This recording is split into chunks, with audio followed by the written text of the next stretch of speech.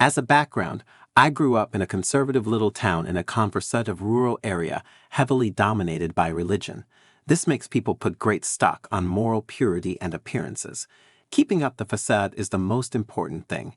Everyone must go to church weekly, and people are heavily judged for appearing sinful. This was a bad thing for me as the cards were heavily stacked against me from birth. You see, I'm a raped baby. My mother lost her parents when she was young and was taken in by her uncle and aunt. The uncle had an important position in the local religious hierarchy, so when he and a couple of his friends started sexually abusing my mom, it was ignored by everyone. When she got pregnant, it was painted as showing that she's a harlot running around seducing married men. She was cast out. Why she didn't move out of town, I don't know, but yeah, there I became into the picture, born out of wedlock and with no father, branded as a sinful outcast. My childhood was shit. I don't go into details, but enough to say that by the time I started going to school, I was quite damaged. School made it worse. I was bullied relentlessly. Teachers were part of it, since they were all part of a religious community, which saw me as stained. Imagine being the only black kid in a town run by KKK, and you get close to how it was. So yeah, in school, I became that trench coat kid, or its local cultural equivalent. I became weird and hostile on purpose to turn people off.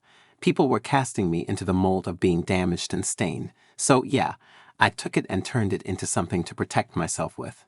Despite all this opposition, I managed to graduate with decent grades. A distant aunt, my only decent relative, helped me get into a college in an actual city. She was the black sheep of the family and saw herself in me, maybe? Around this time, my mother drank herself to death. Can't blame her for it. She had a life insurance policy that helped me study. City life liberated me. I went into therapy and managed to treat the wounds that town had sliced into me. I got rid of that shitty town, but I guess some part of it never left me. Years went by. I became a sort of analytical consultant. I work for an international company that does sort of out-of-the-box analysis for other companies. I won't go into details to protect my identity, but we assist in solving all kinds of situations. Well, in my line of work, I'm sometimes called in to help downsizing operations. This sucks. I feel for the people who get fired, but if I wouldn't do it, someone else would. A couple of years ago, I got an assignment to go into 3 different factories and assess them wholesale, then come with a suggestion on which of them to move abroad. My hometown was among those 3 factories. You see, the shitty town I grew up in was one of those one smokestack towns, like we say in my country. There was one factory and some agriculture.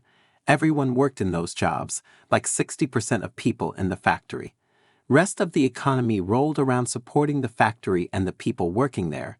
Most of the people were looking forward at nothing but a job at the factory after getting out of school.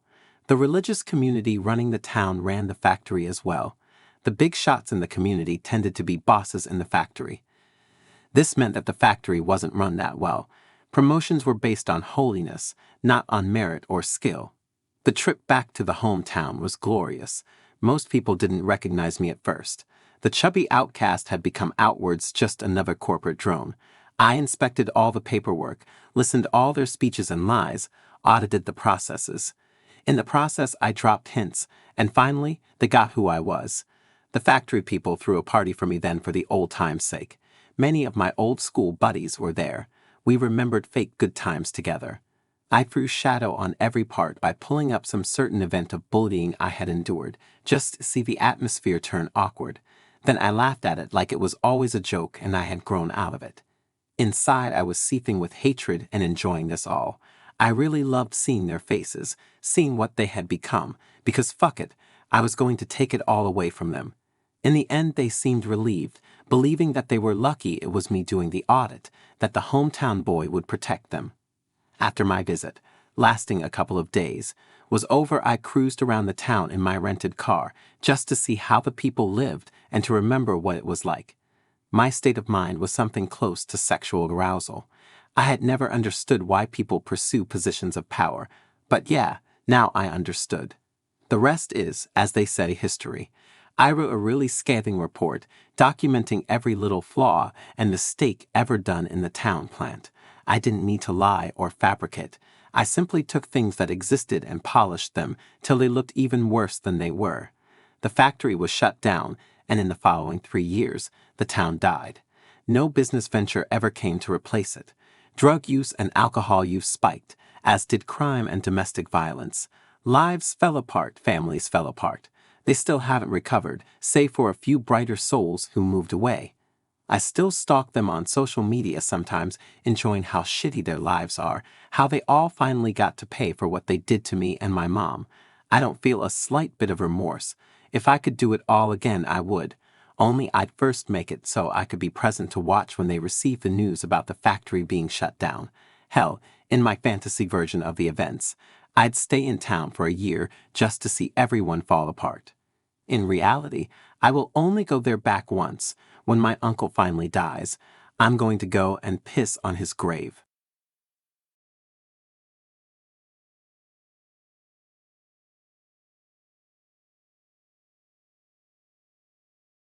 Years ago, shortly after I graduated high school, I got a new job to support myself during college. The new gig was in a pet store, and I was working in a department that sold the fish, aquariums, reptiles, and birds, etc., etc. The store manager was an awesome guy who I will call Kurt. Kurt was an old school guy. He went to work, worked hard, and went home. That's all he expected out of you as well. My immediate manager over my department was this large snaggletooth witch of a woman. I'll call her Stephanie. We got off to a bad start because she quickly found out that I knew more about reptiles than her. She preferred the fish, whereas I had kept snakes for the past 4 to 5 years.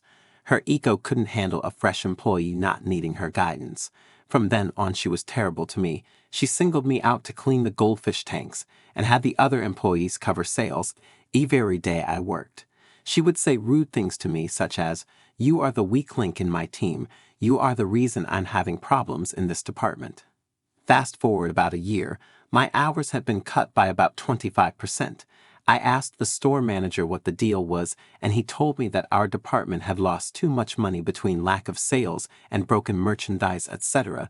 This puzzled me, but I didn't think much of it because everybody's hours were cut. Simultaneously, myself and a few coworkers had noticed something strange. Stephanie had recently taken much more interest in the customers. She insisted on helping certain customers and sending us to do busy work while they were there. A customer came in one evening and was talking to us about how nice Stephanie is. Turns out Stephanie was breeding mice and selling them to customers outside of the store. We found out she was breeding all of her animals, her dogs, turtles, mice, and selling them to customers she met through our store. Not only was this taking business from us, our store had a couple corporate policies. We did not feed nor sell mice as live food for snakes, and we donated a lot of time and money to shelters, and we condemned breeding dogs and cats for sales. Stephanie was making money by selling animals to the customers all the while her department had hours cut for all of its employees. It didn't quite make sense how this was costing us so much money until one evening I thought I had figured it out. Stephanie was an otherwise lazy woman, but when one of her customers came in, she was by their side the whole time. I watched closely as she followed a customer around, helping them pick out a cart full of expensive aquarium decorations and terrarium supplies like lights and bulbs. I followed and wrote down every item she grabbed.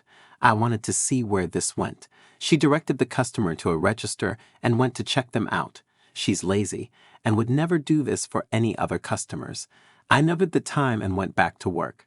I later spoke to other cashiers about Stephanie checking customers out, and they said that she only ever rang up certain customers and she acted weird when they did it. They suspected she was abusing coupons for them or applying hefty discounts. I got my coworkers to corroborate my story about the under-the-table animal sales and suspicious behavior, and I went to talk to Kurt.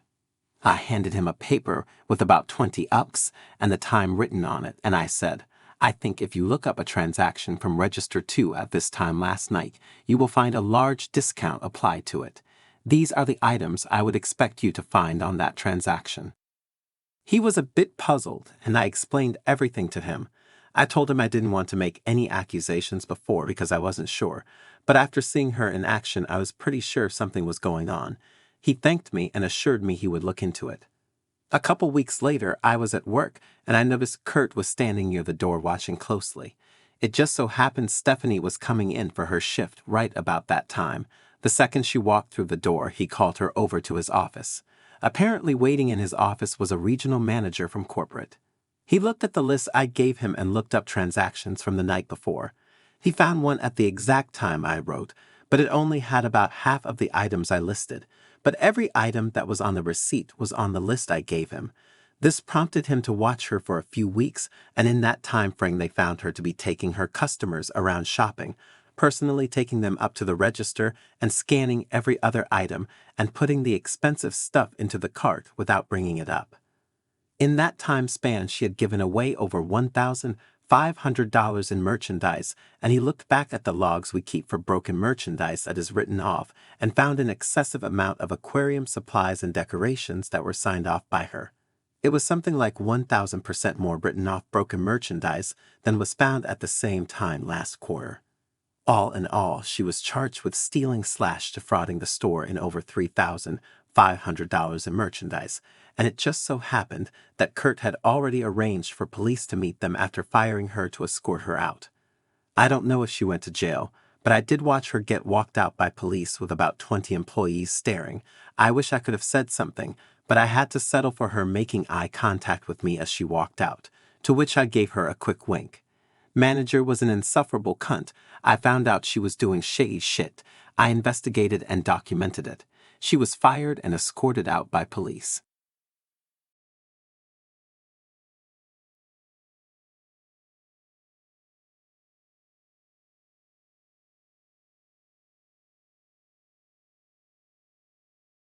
My uncle is an Indian doctor.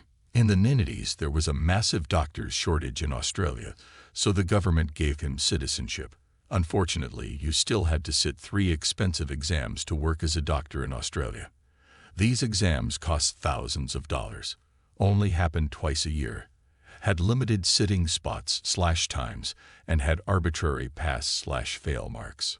So many Indian doctors ended up becoming taxi drivers/small businessmen, etc. My uncle decided instead he would reapply and go through Australian medical school. Sure enough, being a doctor for 10 plus years makes medical school easy, and my uncle was top of his class. He decided since he was already pushing 40 plus, had a family, he would apply to become a GP, family physician, instead of applying to be a surgeon like most of his teachers had suggested. At the time, many desperate foreign doctors were applying for GP residency. They would essentially get treated like crap. They would be forced to work unpaid overtime. They would not be given proper study time or leave to sit mandatory exams. They would pocket the meals/accommodation/study/leave allowances that you were supposed to be paid by the training college. They would roster you to work every Saturday/Sunday shift, and if you refused, they would give you a bad review, and your training would be jeopardized. This mostly happened to foreign doctors, as most of them would be in bad debt and highly desperate for any sort of work. When my uncle graduated, he applied for GP training in a practice that is located within an Indian ethnic enclave, so that he would have access to religious food/schools, etc. for the kids. Sure enough, this practice engaged in all of the above fuckery. My uncle would work every single Saturday shift. During his dedicated study time, he would have to come into work. He got reprimanded for not overcharging patients in line with their framework. Worst of all, when my aunt was really sick and hospitalized, they wouldn't give him any time off to look after her and the kids. The owner of the clinic was a white TP who was openly racist against Indians, Asians, and Aboriginal people, who were a large percentage of the clientele of this clinic. My uncle bided his 3 years, and as soon as his documentation came through making him a GP, he quit that instant. He went down to the local bank and got a loan to open up his own practice. All his old patients quickly moved with him to the new practice. The first year he struggled, but his practice quickly became known and word spread. Surprise, surprise, foreign trained doctors actually work well and care about their patients if you actually care about them, and give them appropriate wages/living conditions. More patients and more doctors looked to work with my uncle. Within 2 years, my uncle had a GP practice that had 4 doctors, 2 nurses, 2 trainees, and a manager. His practice easily rivaled his original teacher's. He then started 2 more GP practices with the money he was pulling in. These practices trapped his old teacher's clinic in a 2-kilometer triangle. He would advertise heavily and make sure he could take as much business from his old teacher as he could. Within 5 years, his old teacher's practice went from hiring 6 doctors, 4 nurses, and 6 trainees to just 1 doctor, his old teacher, and no one else. His old teacher tried to sell up his practice to other doctors, but no one would purchase it given how successful my uncle's 3 surrounding practices were. He then tried to sell it to my uncle, who refused to buy even at a ridiculously low sale price. Instead, he waited for the bank to repossess his old teacher's clinic and then purchased it for a bit more money from the bank. My uncle then repurposed the building into his main offices from where he runs his other 3 practices. He made sure to redevelop his old boss's room into a staff toilets just as one final tribute to the human turd that was his old boss. Edit 1. Thanks for all the comments and the gold. I'm happy my uncle has brought happiness/justice plus/lady boners to you all. He is such a generous guy in real life. I'm sure he'd be really happy if he knew what Reddit even was. As for a follow-up, he didn't even expand any further apart from those 3 clinics. I am pretty sure the land value of the clinics is worth more than the doctor's business in them nowadays. Sorry if I didn't read your comment. There are so many discussions going on. For people asking if I had deleted it, I'm not sure why, or if it is deleted as I can still see it. It was / is deleted or whatever. Thanks again, everyone. See you all around.